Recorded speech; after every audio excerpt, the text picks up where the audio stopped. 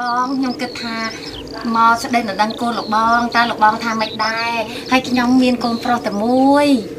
ខ្ញុំមិនថាអីទេអ្នកអើយកូនបងអ្នក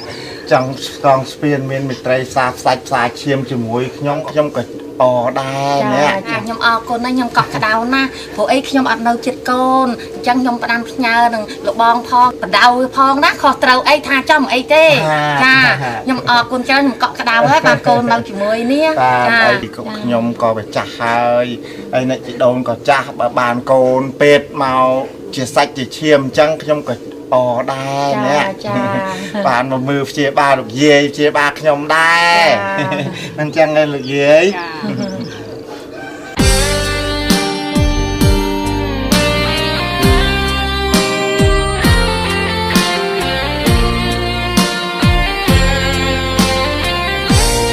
ទុករៀនលេងមានអូនហើយស្ងាត់ទាំងសំឡេងឆ្លងឆ្លើយទុកឲ្យបងនៅម្នាក់ឯងទុកធ្លាប់មានអូនថ្ងៃនេះស្ងួនបាត់ពីកន្លែងរឹកនឹកឲ្យរឹកចំបែងប្រឡាញត្រឹមក្តីស្រមៃ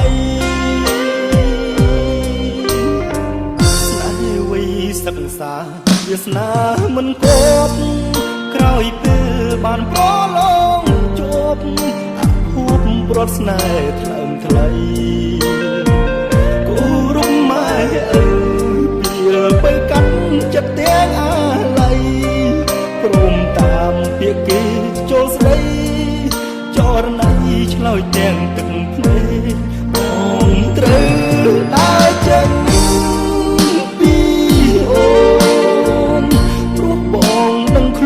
មិនគួរនៅជ្រែកចាប់ស្នេហ៍យ៉ាងណាត្រូវតែបែងចែកបេះដូងត្រូវហ៊ានពុះហែករំលែកតាមចិត្តពុំងាលទ្ធផលល្អគប់បានជាប់បាក់ដុំ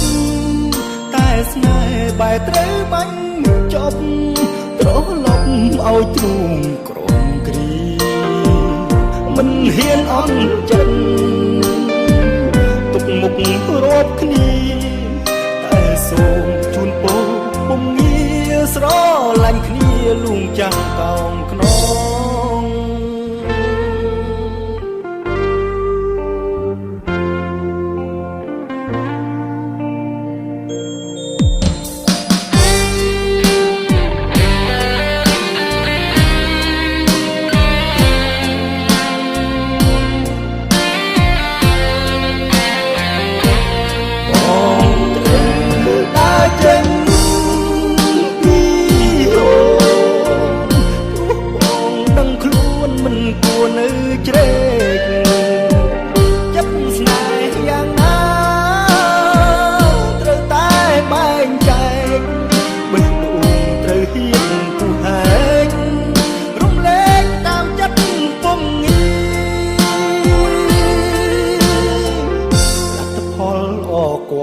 បានជាប់បាក់ដុំ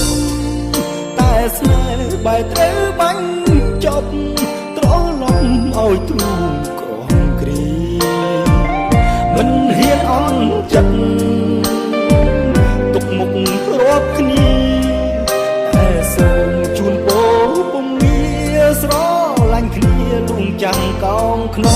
ង